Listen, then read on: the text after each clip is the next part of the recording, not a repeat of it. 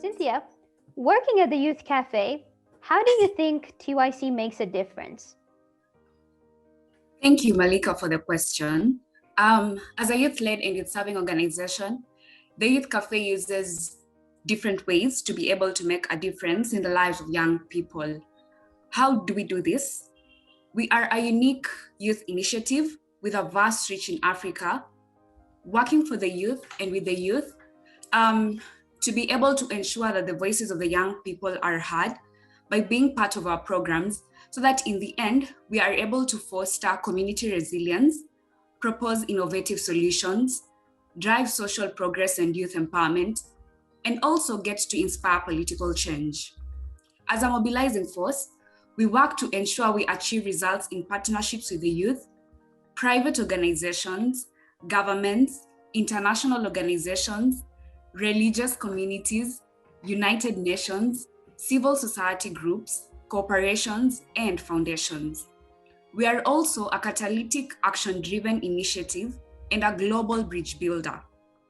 Here, we get to implement and support innovative projects on the ground, bringing these youths closer to youth programming by engaging member states, regional, continental, and global organizations, and also opportunities that address issues relevant to African youth. We also act as a convener. By this, I mean, we get to facilitate inclusive, accessible, and empower digital and physical spaces for youth, including marginalized youth and young people, to be able to engage with different institutions through supporting and promoting structured mechanisms of engagement and feedback. Lastly, we as the Youth Café refer to ourselves as a creative amplifying laboratory. What do I mean by this? Here, we get to seek and advocate for and foster innovative, impactful, and progressive policies that promote youth participation and engagement at national, regional, and global levels. Over to you, Malika. Thank you so much, Synthia, for that insight. In your opinion, what makes the Youth Café unique? Thank you, Malika, for the question.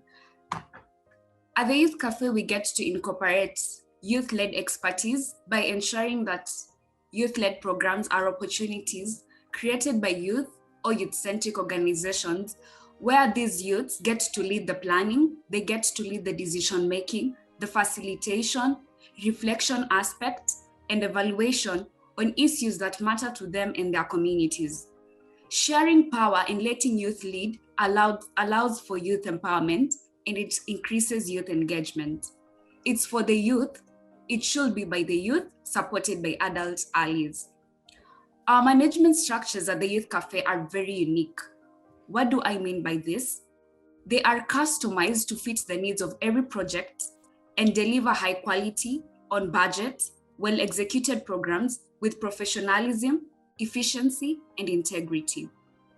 The Youth Café continuously seeks to be able to improve these programs, and we get to deliver the best to our beneficiaries. Doing this ensures that our work is satisfactory, all the goals are achieved, and real impact is created. We have public-private partnerships at the Youth Café. These are representations of the support network that the Youth Café has in its advocacy work. These partnerships include partnerships with universities inside and outside Africa, partnerships with youth-serving organizations, and other international partners. Through these organizations, we get to offer these youths mentorships, connections, supports, and funds, which we believe are very necessary for us to be able to increase the relevance of the organization and also the work that we do for these youths. We have built meaningful collaborations created through coalitions and networks which align with our values. Other networks are also built through hundreds of volunteers and interns and other organizations inside and outside Africa that we get to work and interact with. The Youth Café has an engaged organizational membership consisting of thousands of youth-led and youth-serving organizations. For this, we work to increase this number to be able to propel our initiatives. Lastly, we are proud of our resources and particularly our personnel who ensure that projects and programs are at the forefront of what we do and the processes that we adopt are very much relevant. The Youth Café staff and the related partners all work together to actualize these novel flagship projects that are actually suitable to the place, the time, and the context. I must say, the sum total of all these parts is what makes us as the Youth Café very unique, and we get to deliver value to our beneficiaries, our partners, and our funders through holistic, empathetic, and youth-centered approaches to development and also a unique combination of essential traits. Thank you, Malika, and over to you. That's awesome. So my question was, as a young person working at the Youth Café, how do you feel that TYC invests in the youth? Thank you, Malika. And just to mirror you, as a young person, a question on social investment is both a weighty and important question to ask. I mean, are organizations doing enough to safeguard young people's basic rights to food, health, shelter, and other basic amenities? Are we actually making sure that our efforts as youths are taken credit? We are giving credit to youth, and a real voice is given to the young people we are engaging.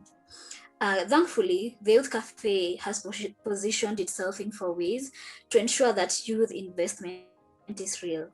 Firstly, the Youth Café is having an enabling environment. It has created a sustainable and effective enabling environment for education and work systems for young people such that they can be recognized and their rights and will are recognized as well. This enabling environment includes emphasis on soft skills such as critical thinking, time management, adaptability, which are all very, very important in today's work environment. The Youth Café is also helping to advance technologies that support young people's creativity and innovativeness, considering that young people should be trained for future jobs and not past work environments.